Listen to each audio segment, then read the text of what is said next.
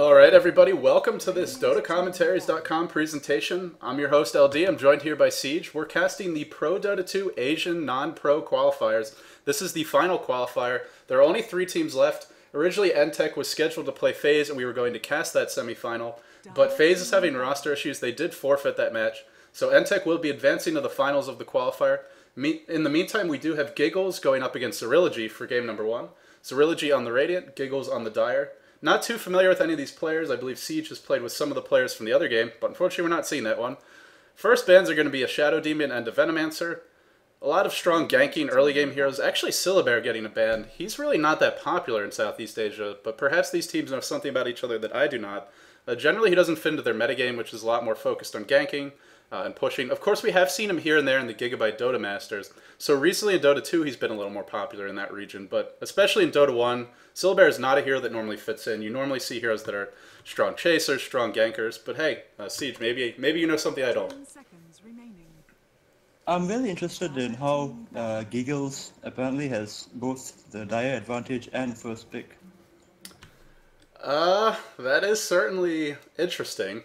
I mean, I'm assuming if Xirilogy had a problem with it, they probably would have said something at this point. But normally you don't see a team getting Dire and first pick, so maybe they looked into it. Maybe the admin didn't set it properly beforehand. But if they don't like it, presumably they'll complain. That is a pretty significant advantage. Well, and it's... Get both. Oh, sorry to cut you off. I mean, it's interesting. You talked about the Dire advantage. They also have first pick, and they're banning Lycan. I mean, if you want to talk about an easy Roshan, Lycan first pick, start on the Dire side. That's a good opportunity to get a free Aegis for your team, but apparently they don't want the Lycan. Could be they just want to play a standard 4+1 lineup, and they don't want to risk any sort of push power coming out from the other team. Well, you talk about push power, Prophet is available. And actually, unsurprisingly, he was immediately snapped up. I'm curious, I have no familiarity with either of these teams, so not sure if we'll see something unusual. A very standard opener. Windrunner, Tidehunter is the reply. If you can't necessarily beat them in their mobility or pushing power, just get the strong team fight, and now they have it between Shackle Shot and Ravage. If the Shackle Shot latches, the Ravage hits, you're going to win a team fight, unless you're really far behind. So I like those picks. Not sure what we'll see as a follow-up from the Dire. You can pick Prophet. We still have Chen and Enchantress on the table, though, which are very strong push teams if Dire want to go for that. Yeah, you're right. I mean, they're available if they want to go for it. I mean, like I was saying, I don't think those heroes have been very popular in the Southeast Asian scene. At least when I've mostly when I say in the Southeast Asian Dota scene, I've mostly been casting Dota 1 for Southeast Asia. So it may be different in Dota 2. I haven't seen all that many games yet of these teams, you know, in general or in particular for this matchup. Anti-Mage and Darkseer, well, scratch any thoughts of going for a very quick end of the game. Anti-Mage can be a decent pushing hero if you rush a Vanguard Vlads, but for the most part, when teams pick Anti-Mage, they want the game to go later. When they pick Darkseer, they definitely want the game to go later, and that's where the Vacuum, as well as that Wall of Replica, will be most effective. So, curious to see what we see out of Xirilogy for their third pick here. Chances are they might be going for a heavier carry. Maybe a Spectre pickup here? I don't know how well Spectre would fit in. I mean, yeah, he's got that global presence, but at the same time, what is Spectre going to do against the push coming from Prophet? If they pick up a Chen or Enchantress with that 4th or 5th pick, now they could get banned, but if they get that as well, I mean, if they pick any pushing hero, Spectre, not going to do too much to stop the push. They do have Windrunner. Well, there's your answer. Leshrac could definitely stop the push, especially if he maxes Lightning first. Which I think might be a good choice this game. We normally see an Edict max. I've even seen Navi do a Split Earth max, but that was certainly an unconventional build, to say the least. Panda actually not getting picked up or banned. I'm pretty surprised about that, honestly. To me, Panda is like the iconic Southeast Asian hero, along with heroes like Queen of Pain. And Anti-Mage sort of fits in because of his mobility, but Panda needs almost nothing to get going, and he's so effective once he hits level 6. I actually did not know that Panda was allowed in this tournament. Yeah, I believe that some tournaments have banned him from being picked or banned. Yeah, since he came out in the middle of it. Yeah, that's. I think some tournaments have, but usually it's if they had, you know, when they started, he wasn't. Well, not if when they like, for example, some tournaments there was like a match one day and Panda was, you know, he wasn't available in Captain's Mode. Then the next day he was. So the tournaments that were sort of, you know, on the boundaries of when the switchover happened, they auto banned him. or the teams agreed to ban him. But generally nowadays, he is being either picked or banned, and teams are not restricting him from being in the hero pool. So I'm pretty surprised he didn't get picked up. We saw how powerful he could be. I cast a game where Mouse Sports ran him to perfection yesterday, and they stomped their way to a pretty easy victory over M5 on the back of that Brewmaster. Broodmother getting banned as well. So, I mean, I guess let's take a look at what the teams have right now. If you look at the Dire, they've got good late game, they've got really strong mobility, and that's really their forte.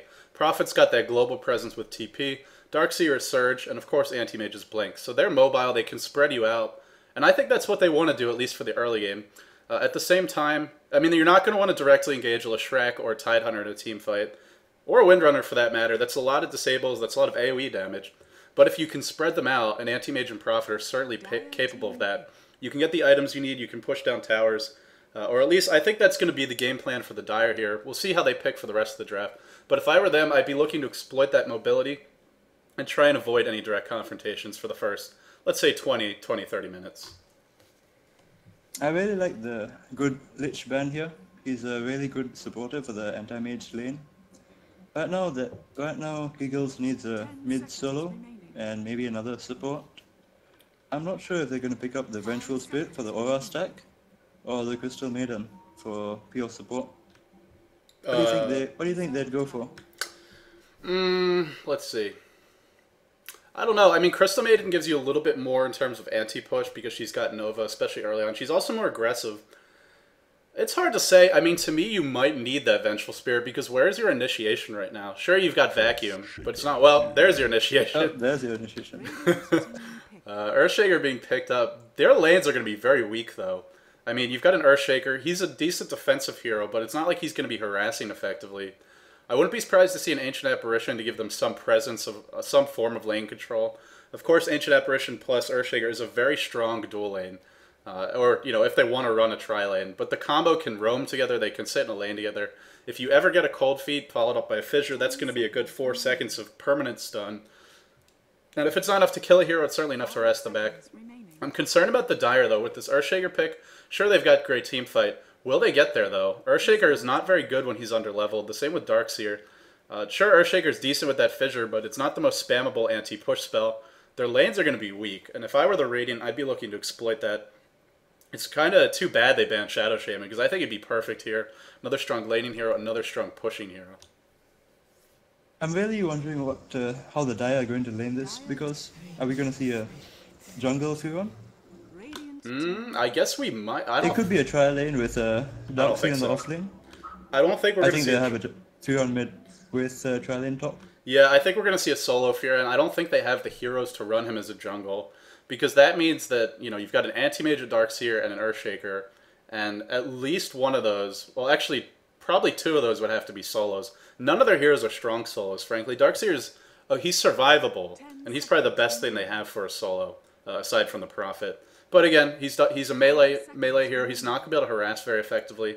Queen of pays the pickup. I actually love this Radiant lineup. They saw what their advantage was, which is that early game aggression, the ganking power, the pushing power, direct team fights. They picked up a Lifestealer. He's going to be their frontline tank, and he can sort of charge in, pop that rage if anything gets, dangerous for him, and survive and deal out the damage. Queen of Pain, fantastic chaser, fantastic rune controller. If you want to pick a lineup to counter an Anti-Mage and a Furion, I think this is, or a Nature's Prophet rather, I think this is about as good as you can get. The main trouble that Lifestealer would have here is the sheer amount of blink and repositioning that the Dire have. With a Vengeful Spirit, he's going to be chasing down at any targets. And with Darkseer too. But I guess with the amount of disables on the Radiant side, they should be able to pull off a good team fight and pin down the opponents. Well, you're talking about the Dire? Sorry, the Radiant? Lifestealer? Yeah. I agree. They've got really strong chase. They've got Shadow Strike, they've got Blink, they've got Gush, they've got the Leshrac stun, they've got the Shackle Shot, the Wind Run. Of course, the Lifestealer with the Open Wounds. That's a lot of chasing power. I mean, sure, Anti-Mage is going to be hard to track down. Darkseer might be hard to track down. But if anyone can do it, it's probably this Radiant lineup. While we have a brief pause here, let's introduce the players. Again, on the Dire side, It's going to be Giggles, so I'm not sure if these are their actual names, but we'll just go with what they have for now. Poison handling that Darkseer, Stream of Hooks handling the Vengeful Spirit, the Milla Monster, I like that name, I'm going to be playing that Nature's Prophet, Mist, Mist, Mist on the Anti-Mage, and Pretty Little Liars on the Earthshaker. And do you want to go ahead and introduce the Radiant? The thing, hang on. Yes, we'll see Sarang B on Queen of Pain. He should be going mid with... The Flame will be on Windrunner, Requiem on Tidehunter, Megs on the Lifestealer, and some guy with a very long name on Leshrac. Lavandula Angustolia. I feel like this name is solely designed to troll the casters, as there's just no way to pronounce this. So I'm just going to call him Lava, because that's a little bit more understandable. Watch me forget that I'm calling him Lava and go back to trying to pronounce that in the middle of a huge team fight. I gave Luminous some tongue twisters, and if you want to give him a really painful one, try saying this name 5 times fast. Siege, I want to ask you, man, have you had some coffee? Because you sound a little sleepy here. I feel like we need to bring the energy level of the cast up a little bit. Well, I've just discovered that I've apparently played with both Stream of Hooks and Pretty Little Liars. Oh, well that's good. Yeah. I'm not too sure if I should point out that apparently my game experience with them was less than stellar. Perhaps you should not point that out. Yes. Well, hopefully they'll have better luck this time around. One second, guys. I just gotta update my mumble. Anyway, going over the Radiance items, we see a Quelling Blade and a Stout Shield on the Lifestealer. Is he going mid? I'm not. No, I think he might be jungling. Yeah, he might be. This is normally a jungling build, or if you know you're not going to get harassed in the lane. I mean, sure, Stout Shield helps you with harassment, but you would normally see a little bit more passive regen. If he's up against Darkseer, I think that's about as good a lane for the Darkseer as he's going to get. 1v1 against another melee hero, and a hero who doesn't have a stun, so of course Surge will be extremely effective. Take a look at the Dire here. They're playing very defensively. Let's see if Darkseer goes to put down some wards. Looks like he will be warding up the jungle by himself. A smart choice. He's actually... I want to mention he did skill Ion Shell at level 1. I don't really agree with this decision. If you run into the enemy team and you already have Ion Shell, you're probably dead. The Surge is the best way to escape, so if it were me, I would hold that skill point in reserve, but maybe he knows something I don't about the tendencies of this Radiant team. In either case, they're not going to be aggressive, so it ends up not being too much of an issue. In terms of the Dire, they have started off with Sentry Wards here. Unfortunately, the camp is not warded, but it's going to really deter the Tidehunter from placing a ward, which is going to allow that Anti-Mage to get a little bit more farm and avenge some EXP. Tidehunter might be running into a trap here. Invis Rune picked up on the Earthshaker. Will he go for a Fissure Block? He's going for a Hero Block with the Invis Rune. If Requiem didn't know this Earthshaker was Invis, he probably does now. This is such a troll. Oh, that's funny. I actually want to point out the Observer Ward on the bot Radiant pool. Do you know if this actually blocks the camp? Apparently it just does. It's kind of close though. That's got to be near the boundaries of the box. Yeah. Well, it's a smart ward if they're expecting a magic bush ward or a ward over to the left of the camp. A sentry ward all the way over here is not going to see that ward. So from that respect, maybe a little bit of mind games with that ward placement. Oh, Leshrac in a lot of bit of trouble here. Oh, I think this might be the end of Darkseer.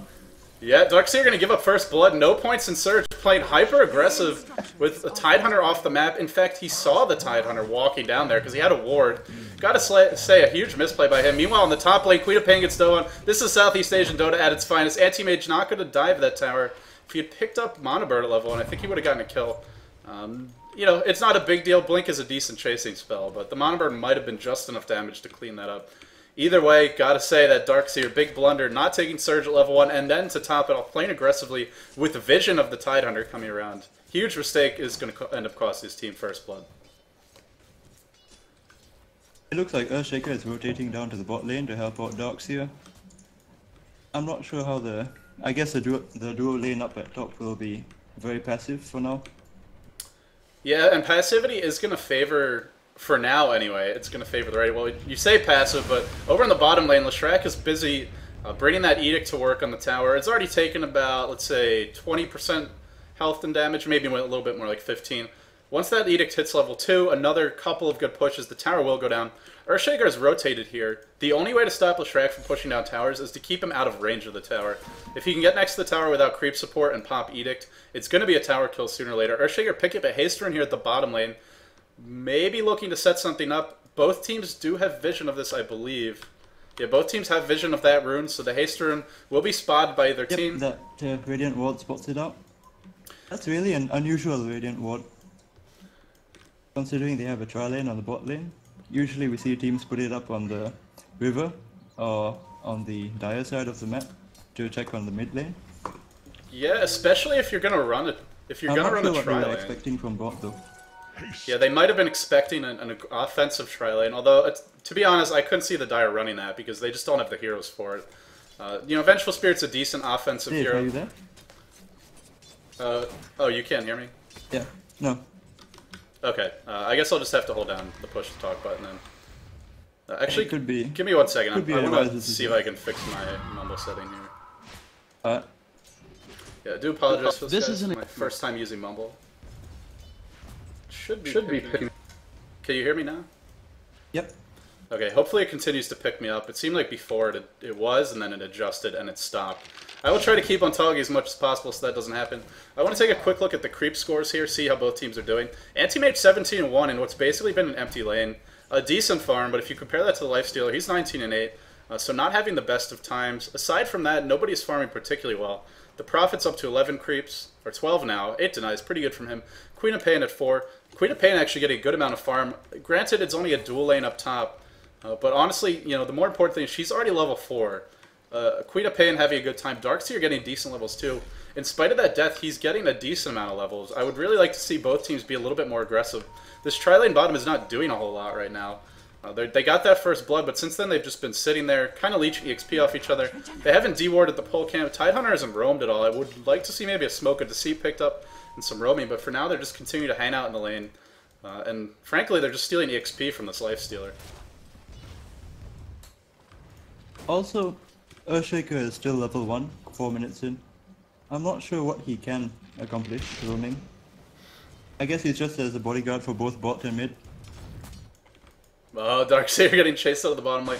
Yeah, I don't know what he can do either, to be perfectly honest. I think he needs to start trading some of the pulls with Vengeful Spirit. Maybe try and set up a gank on that top lane. They're pretty strong in that respect. Oh, Fissure block mid. It looks like Windrunner might be in for some trouble here. Nice job by Earthshaker. Is he going to get the hero block off? Oh, nice body block. Windrunner is going to pay for that with their life. 2 more auto attacks should do it. Prophet picks up the kill. Even Vengeful Spirit wandered over that way, just in case she was needed. Really nice teamwork coming out from the Dire. That Earthshaker, hey, he was level 1, but that's going to give him almost 2 levels, so a big kill.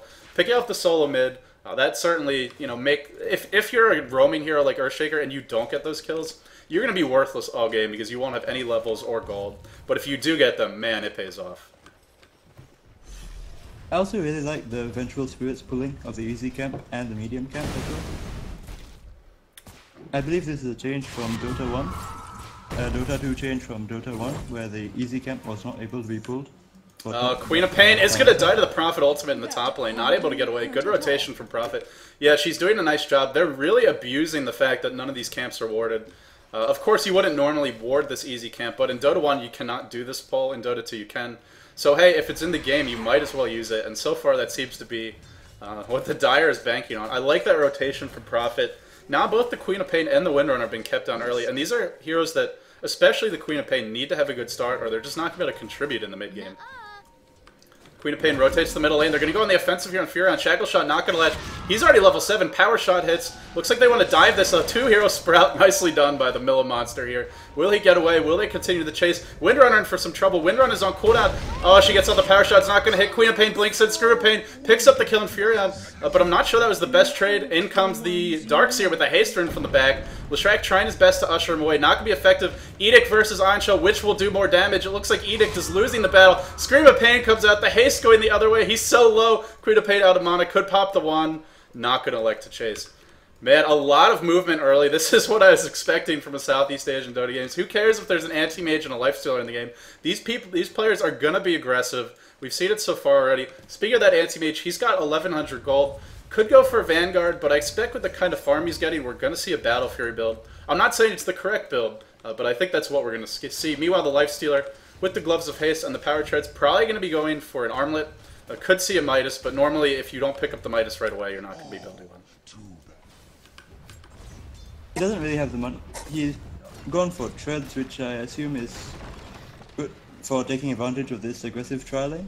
Yeah, but they're not really doing that, you know? It's like so far, Tidehunter's level 3, they got 1 kill because Darkseer was being really over-aggressive. And since then, what have they accomplished? They haven't pushed down the tower. They haven't really gotten kills. Here comes the push now, though. Yeah, they might be able to get it. Gush going on Darkseer. They're not going to be able to kill him, though. With the siege creep, yeah, they will get the tower, though. Although Earthshaker's rotating bot. There's a siege creep here, which will bring down the tower really fast. I'm not sure if Darkseer and Earthshaker will be able to protect this. Yeah, I like the rotation coming out from the Radiant here. Or not the rotation, but the timing. You know, wait for that siege creep. This is what you see good teams do. Lifestealer last hits the tower. He's got Rage V, needs to pop it. Leshrac in some trouble. Leshrac goes down. A lot of heroes from the Dire on this bottom lane, including Fira, and he's joined the party as well. He did pop his ultimate in that fight. Level 3 Tidehunter, just not going to be able to do anything. Megs is on the retreat. I don't think they're going to get him. He's going for a Rage Max. This is interesting. Normally if you're farming, well, I guess it makes sense. You could see open wounds. I kind of feel like if you have the aggressive tri-lane, go for those kills. Anti-Mage picks up Queen of Pain solo in the top lane. Maybe that Prophet ultimate that was used earlier helped him.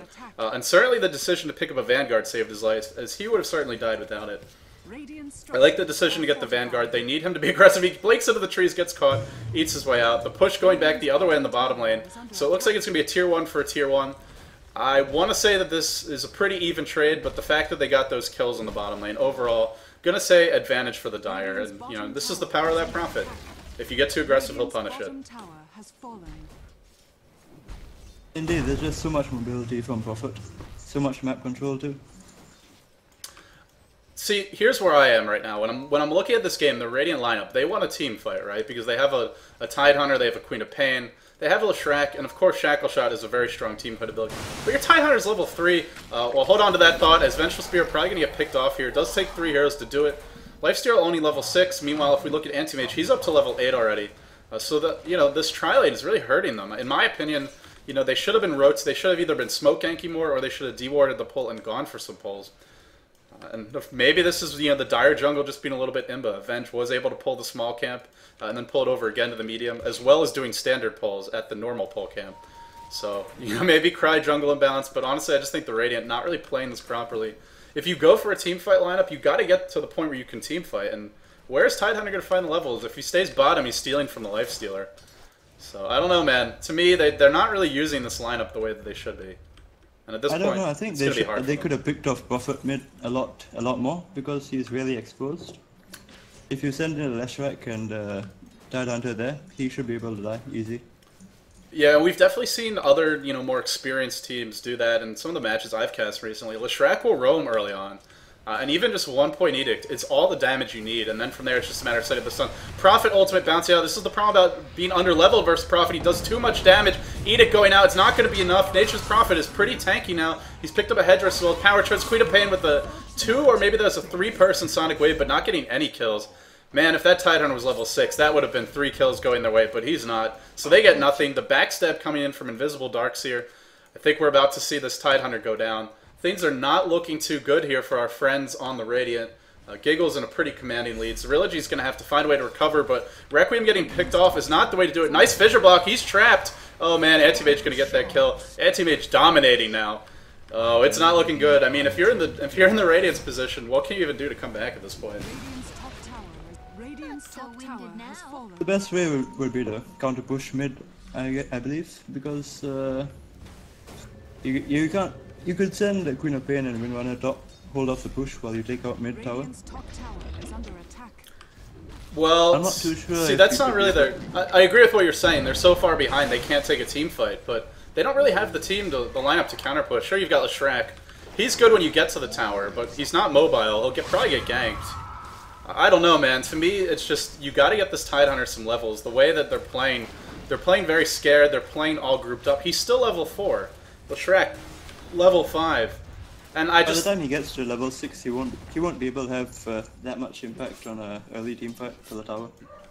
Yeah, and it's funny how that works. You know, Ravage normally thought of as like if you ever see a Tidehunter in an average game, you're running the hell away if he's level 6 and that ultimate is down, even if you're at full health. But Hey, in this game, they don't even care. Anti-Mage already has almost 1,000 HP. He's up to 2,000 gold. What do you think he should go for? Should he get something more aggressive like a Vlad's with this early game lead, or do you feel pretty comfortable with the lead and just go for late game assurance? I think that he'll go for the Manta style right now. He already has the Command Aura from Vengeful Spirit. The Vladimirs won't really help out that much, I believe. Interesting. Prophet killing off an Invis rune, which they had access to. Radiant grouping up mid for a push. Yeah, I think the late game assurance is right. If you have a good start like this, you can turtle very effectively. Not that they necessarily need to. Edict being popped on the tower, gonna do what damage he can. Shackle Shot not gonna latch. Man, they're just 5-manning everywhere, and meanwhile they're getting split push. This was the concern. In fact, Earthshaker is contributing to the split push. If you're gonna let an Earthshaker push at your tier 2 tower and not gank him, then I feel like you've already forfeited the game. Anti-Mage pushing in the bottom lane. The Prophet's actually playing base defense here. Of course, he can show up to any fight. Let's take a look at the item progression real quick. Prophet has completed a mecha. The only real item pickup for the entire Radiant squad is that armlet, which we see on the lifestealer. That's nice if he can get in range, but he's going to have a hard time staying next to heroes. When you're up against Surge, when you're up against Anti-Mage, very mobile. Of course, you've got Swap, which you can use defensively as well. I feel like the Dire can just kite and sort of avoid a fight all day if they want to. And even if it does come to a team fight, they're not going to be in too bad of a position. I'm kind of surprised at how poor the Darkseer is. They have a... Let's see. He's got 14. They have a 1 tower. They have a 1 tower advantage, and he's been farming pretty well. I'd expect at least a Vanguard from him by now. Well, he's kind of slow. I mean, a Vanguard would be the standard choice. To me, in a game like this, look at how many nukes you're up against. It might make more sense to rush a pipe. I mean, you're up against Leshrac. That's a lot of magical damage. Tidehunter Ravage, I mean, you normally think it's just for the stun, but it does decent damage early on. You couple that with the Queen of Pain and the Power Shot. Suddenly, I mean, to me, this Radiant lineup, sure, there's a Lifestealer, but Pipe is going to be good against everyone else. That's a good point. I think they might ask the Prophet to farm out for the Pipe, because he's getting great farm. Yeah, well, he's got the mechanism. I'm personally not a huge fan of teams stacking those both on one hero. That being said, he's getting the farm, so if he wants to build one, he's certainly got the option. But to me, if you put them all on one hero, I guess it's Prophet, so he can sort of, you know, show up whenever he needs to and not get caught. Or at least that would be the plan. Dire going to be pushing in this middle tower. Swap going out of Windrunner. Windrunner getting vacuumed in. So many disables. Pops the Windrun. Vengeful Spirit getting mech'd up. Earthshaker with a big ultimate. Actually, only really getting 1 kill. Maybe a bit of a waste, but they did secure that kill. Queen of Pain jumping on Vengeful Spirit. She's going to go down. This is a good fight for the Radiant here. Tidehunter still not level 6. No mana on him. Split Earth not going to latch. Or not going to hit. Anti-Mage pushing in the bottom lane, meanwhile. He's got a Yasha up. He's got another 1k gold in the bank. Prophet going to be picking up a DD rune. Hey, they lost a... well, did they even really lose that fight, was the question. No, I guess they didn't. The Dire got a tower. A kill on the solo mid and the tower for support? Yeah, that's a very good trade. Yeah, you're right. I'm trying to find a glimmer of hope here for the Radiant, but so far there's none to be found. Gloves of Haste on the Lifestealer. I guess this might be a Maelstrom. I can't really imagine what else it would be. I don't know, man. I feel like he's just not tank enough. He can get focused down pretty easily. He's also going to be having issues with his mana. You know, normally on Lifestealer you might see like an Assault Cuirass. I mean, Maelstrom is not uncommon by any means. But you don't want to get aura items when you're up against the Darkseer, because that wall will give them all to the enemy team if he vacuums into it. So that might be a consideration here in terms of the item selection. Megs may have that in mind when he's making his purchases, or she, not sure of the gender of this player actually. I want to take another look at the gold graph. Actually, another look. I haven't looked at the gold graph yet. This should not come as a surprise to anyone, as we do see someone getting caught out. Queen of Pain in a little bit of trouble. Anti-Mage not going to chase. Yeah, as you would expect, Dire having the tower advantage, having the kill advantage, having the farm advantage, and having a Prophet. They are going to be leading in terms of gold by quite a bit. It is a 7,500 gold lead. In terms of experience, and to me this is the more important graph. The graph doesn't tell the full story, because with experience there are diminishing returns. The 5,000 experience doesn't give you the same amount of levels when you're level 10 as it does when you're level 5. But all that being said, it's a big difference. And when you're this Radiant lineup... Just look at the levels on the supports of the Dire side compared to the supports of the Radiant. Yeah, Earthshaker level 8, Vengeful Spirit level 7. Darkseer, not really a hard support, he's more their 3-position player, but hey, he's level 8, he's pretty happy. Darkseer going to get double slowed here. He's not going to care about that. Prophet ultimate bounce through. Queen of Pain going on the offensive. Chasing this Darkseer, perhaps not the best choice. He went for the Vanguard. Will he get back up? Meanwhile, on the bottom lane, Anti-Mage can be picking up the lifestealer. That's the bigger kill, in my opinion. The only hero that really has anything going his way does go down for the Radiant. The lifestealer with 100 creeps. Compare that to the Anti-Mage, only 82. But the key difference here, Anti-Mage has not died. He's gotten the levels. He's already level 12, and he's 4-0-2. So you got to say, despite the lifestealer getting a little bit more farm, advantage continues to go the Dire's way. As you know, the other thing to consider is the map controls there. I'm actually a little surprised the Dire have not gone for Roshan. To me, this has been available to them for a while. Tidehunter does finally have his ultimate, but we talked about how the Ravage, it's only good, I mean, it's still a good spell later on, but if you get it this late, the enemy supports are going to have more levels, they're going to have more HP and farm. Earthshaker's picked up a Blink Dagger. Oh man, 17 Blink Dagger on a support roaming Earthshaker who's level 1 at 4 minutes into the game. That is a bad sign, I have to say. Tidehunter walking in. What do you want to see? Tidehunter walking in, looking to set something up. Oh, big initiation for Earthshaker. Echo Slam, Vacuum, everyone dropping. They're all so low. Anti-Mage blinks in, looking for an opportunity to kill here. Actually not going as badly for the raid as I thought it would. Scream or Sonic Wave coming in. Couple of kills going, 2-2 trades so far. Anti-Mage may be able to clean everything up. He's actually taking a lot of damage to Edict. Oh, the ultimate coming out. The chase continues. Lifestealer still alive. How is he still alive? Is he going to kill Darkseer here too? He is. Prophet going to be possibly killing him. Anti-Mage comes back in, cleans that up. Team wipe for the Dire. I mean, that was a great initiation by Earthshaker. The Vacuum was a nice follow-up. It actually looked... I could not imagine that fight going any better for the Radiant, honestly. Considering the deficit, to get even 3 kills, pretty good. But crucially, they did not kill the Anti-Mage. And, you know, if you're not good... And also the Prophet. 3.5k gold right now, so that's his meta style plus whatever else he wants to get. Yeah, it's going to be tough, man. Speaking of that mad style, let's see has there been any item progression at all on the Radiant. We did see Lifestealer using that Maelstrom in the team fight. He's that's a decent amount, a chunk of change there, 2,700 gold. But aside from that, no item progression. Queen of Pain with double null talisman. These are not the items you want to be going for on Queen of Pain. Maybe picking up 1 null talisman is not that unusual, but picking up 2 this early means you just don't feel like you can farm enough gold to get something like a point booster, even an Ogre X, to go for something like a BKB. Or an Aghanim's, or even an Ultimate Orb for a Hex. She's not having a good time at all, excuse me, as my coffee is going to my stomach a little bit. Queen of Pain in big trouble here. Vacuum coming in, there's no Ravage. This is not a good fight for the Radiant. They need to get the hell out of here. Leshrac apparently not getting the memo, gets swapped into the trees. Nice play by Venturesphere. Prophet ultimate bouncing through. Lifestealer on the retreat. Will he be able to get away? You don't want to have to run from this Dire lineup. They have so much chasing power. Double blinks between the Anti-Mage and the Earthshaker. Big vacuum. Lifestealer's going to go down. No mana for Rage. Prophet TPing ahead. Will he be able to catch the Tidehunter is the question. Man, once you start falling behind to heroes like this, if you ever have to run, you are screwed. And that was certainly shown to be the case in that fight. Goldgrife continues to trend heavily in favor of the Dire. They can pretty much go for Rax now. Ravage is still on cooldown for 20 seconds. They could play it safe and go for Roshan. Looks like they're pinning it. Yeah, they're going for Roshan right now. Yeah, certainly the smart choice. It was sort of a misplay by a Windrunner by blocking out the Nikes as he was running away.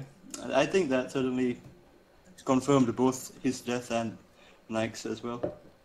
Yeah, I don't know if I caught that. I was watching the Nature's Prophet sprouted Vengeance. Venge swapped the enemy hero, and I'm not sure if that was intentional, but it worked out really nicely.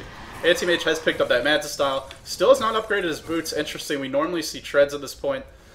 Phase boots are actually not uncommon if you go for Manta early. If you don't go for the Battle Fury. If you go for Battle Fury, then treads are going to be better because they let you farm a lot faster. But phase boots give you a little extra mobility. Then again, they haven't seemed to need it so far. Anti-Mage going to be picking up an Aegis. If he was hard to kill before, he's going to be that much harder now. And let's take another look at the levels, although I kind of hate to do it. Level 8 Leshrac, level 7 Tidehunter.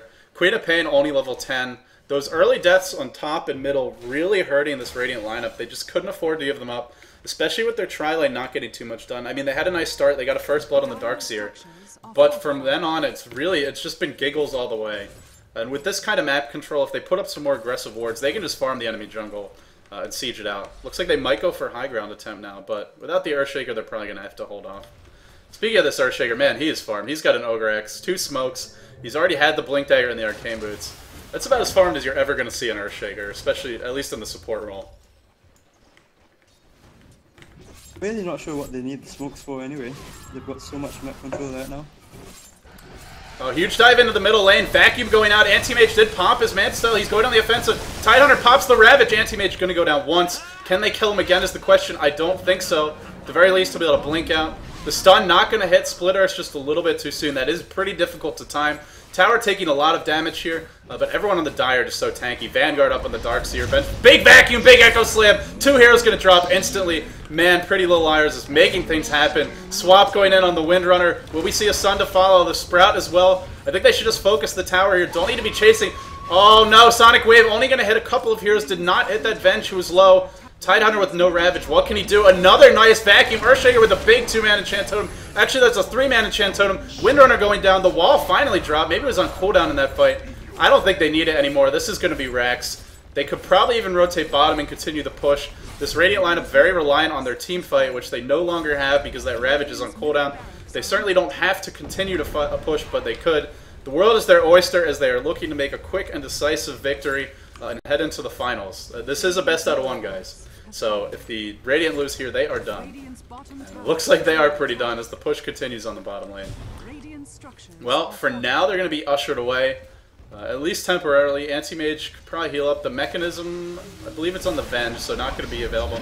Oh, blink in. Initiation going out left and right. Queen of Pain in a lot of trouble. Will she be able to blink out? She will. Gush coming out. Darkseer is mecha'd up. He's alive for now. This is going to force the Dire back, but with no deaths. They'll be pretty happy with that. Oh, Prophet is the mecha, sorry. As we are going to see Vengeful Spirit picking up a regen rune top. If you just take a look at the creep equilibrium, that pretty much tells the tale of this game. All 3 lanes are pushed heavily onto the Radiant side. They can't leave their base even if they wanted to. Once you get down 1 set of racks to a Prophet, man, is it hard to come back. And I don't think we're going to see. I don't think we're going to see a comeback this game, but if we are going to see one, they're going to have to find a way to kill the Prophet because as long as he's alive with that Aghanim's, they're not pushing. Sorry, Siege, I didn't give you a chance to talk there, but I mean, it's fine. At this point, what can the Radiant do? What should the Dire be doing? Right now, I think that the Dire would smoke up and go in for mid attempt. Send in the creeps from bot lane and then smoke in mid. That's if they want to get fancy though. They could just basically batter down the doors bot. Yeah, Shackle Shot on Prophet. He's pretty tanky. He's got the Mechanism. Nice defensive swap. Anti-Mage blinks into the tower. He is going to clean up the tower. 1 hero for a base tower. I'll take that trade any day. Earthshaker is waiting in the wings, but that looks like it's going to be it. They did get a kill, but it was only the Vengeful Spirit. Nice swap. Prophet going to be gushed. Probably going to have to TP out here. Shackle Shot going to be available if he tries to, though. But he might be able to get away. He's running back in fact. It looks like Anti-Mage is doing some damage in the back lines. Leshrac getting picked up. Meanwhile, Big Ravage coming out. I say big, it was actually only one hero. Mana Void coming out as well. Lifestealer going to get right-clicked down by the Anti-Mage illusions. Oh, that's got to be it. I cannot see the Radiant recovering from this. Do they have buyback? No buyback on the Tidehunter. No buyback on the Lifestealer. Actually, I think he has it. If the cooldown's up. Earthshaker with the Echo Slave just for 1 hero, because why the hell not? Anti-Mage could probably just right-click this. He could still probably just right-click this, and he is, in fact. Gotta clean up that Queen of Pain. Oh, man, that's why you can't let Anti-Mage get a good start. And that's GG, too. The Radiant know it. They're gonna tap out. Can't say I blame them. Well, guys, that was Game 1, and this is a best out of 1, so don't go anywhere, though. We will be coming back with the finals, which will be between N-Tech and Giggles. I'm not sure exactly when it will be played, but it should be relatively shortly after this match. With the GGs coming out, looks like the Radiant will probably be leaving the game, but even if they don't, the Dire will end it soon enough, as they are pushing in quite aggressively. Well played by Giggles. I mean, I didn't like their draft. Well, I thought the weakness of their draft early was their laning stage, but, you know, they didn't, aside from that Darkseer death, they really didn't make any mistakes. It's pretty much the Radiant side not really taking advantage of their early game. They had a Tidehunter and a Leshrac who just sat and farmed bot. Yeah, I mean, it gave Lifestealer a nice farm, but you don't want to be trading farm with an Anti-Mage. Certainly not with Lifestealer as your carry. He's a good carry, don't get me wrong, but he ain't no Anti-Mage. Lifestealer going to be going down here, a little bit of a pile on, and he is going to be the prize. Base tower is being worked down. Looks like the Radiant still have not quite disconnected yet. Still a couple of players hanging on. Of course, the Dire are going to be happy to go for some fountain kills momentarily, I assume. Good manners coming out from Xirilogy. I'd like to see that. Stun Queen of Pain, Terra to follow. Vacuum and Wall not going to hit. Swap back in as the throne dies. Well, that was pretty one-sided, guys, but again, like I said, don't go anywhere. We'll be coming back with what will hopefully be a little bit more back and forth of a series between N-Tech and Giggles. This was LD, and joining me was Siege. Siege, thanks for joining me, and are you going to be around for the next series? Yes, I should be. Okay, so don't go anywhere. Siege will be with me, and he'll regale you with tales of how I can't pronounce words and that sort of thing. Anyway, guys, thanks for watching. Stay tuned. We'll be right back.